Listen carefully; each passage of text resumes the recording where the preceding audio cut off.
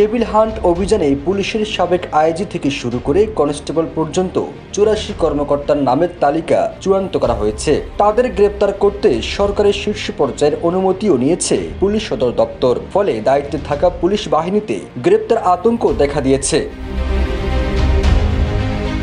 সম্প্রতি পুলিশের সাবেক মহাপরিদর্শক বেনজির আহমেদ অনলাইনে সরকারের বিরুদ্ধে পুলিশকে উস্কানি দিয়েছেন। এর প্রেক্ষিতে পুলিশের 84 জন কর্মকর্তাকে গ্রেপ্তার করতে একটি তালিকা চূড়ান্ত করা হয়েছে, যেখানে সাবেক আইজিপি, অতিরিক্ত ডিআইজি, পুলিশ সুপার, অতিরিক্ত পুলিশ সুপার, সহকারী পুলিশ সুপার ও ইন্সপেক্টর রয়েছেন বলে জানা গেছে।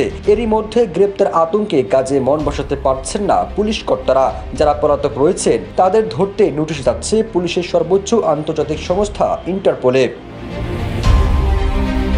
তালিকায় পুলিশের সাবেক মহাপরিদর্শক থেকে শুরু করে মহানগর পুলিশ কমিশনার, অতিরিক্ত কমিশনার, ডিআইজি, অতিরিক্ত ডিআইজি, উপকমিশনার, সহকারী কমিশনার, থানার ওসি রয়েছেন, ইন্সপেক্টর, সাব ইন্সপেক্টর, সহকারী সাব ইন্সপেক্টর ও কনস্টেবলদেরও আসামি করা হয়েছে।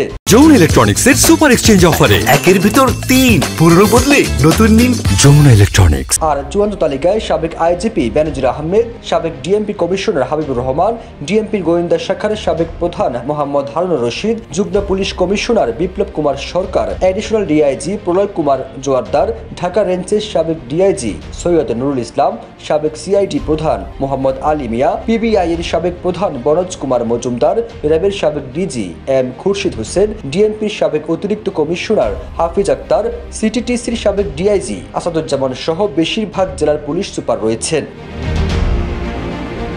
ছাত্র জনতার গণ অভ্যুত্থানে হতাহতের ঘটনায় ঢাকা সহ সারা দেশে ক্ষমতাচ্যুত আওয়ামী লীগ সরকারের মন্ত্রী, এমপি, নেতাকর্মী ও আমলাদের বিরুদ্ধে মামলা হয়েছে। পুলিশের সাবেক আইজি থেকে শুরু করে কনস্টেবলদের বিরুদ্ধেও মামলা হয়েছে। সাবেক আইজিপি সহ 33 জন পুলিশ কর্তাকে গ্রেপ্তার করে রিমান্ডে জিজ্ঞাসাবাদ করা হয়েছে। তাদের বিরুদ্ধে হত্যাকাণ্ডের সঙ্গে সম্পৃক্ত থাকার ও নির্দেশ দেওয়ার অভিযোগ আনা হয়েছে।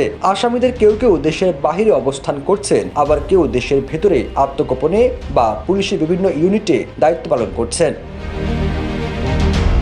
সরকারের কাছে তথ্য রয়েছে, পলাতক ও অন্য পুলিশ কর্তারা সরকারের বিরুদ্ধে কাজ করছেন। সিদ্ধান্ত হয়েছে আন্দোলনের সময় যারা সরাসরি অংশ নিয়েছেন এবং দিক নির্দেশনা দিয়েছেন তাদের আইনের আওতায় আনতে পুলিশ সদর দপ্তর চূড়ান্ত একটি তালিকা করেছে, যেখানে 84 জনের নাম এসেছে। তাদের মধ্যে কয়েকজন আছেন আত্মগোপনে, কেউ আছেন দেশের বাহিরে, আবার কেউ দায়িত্ব পালন করছেন পুলিশের বিভিন্ন ইউনিটে।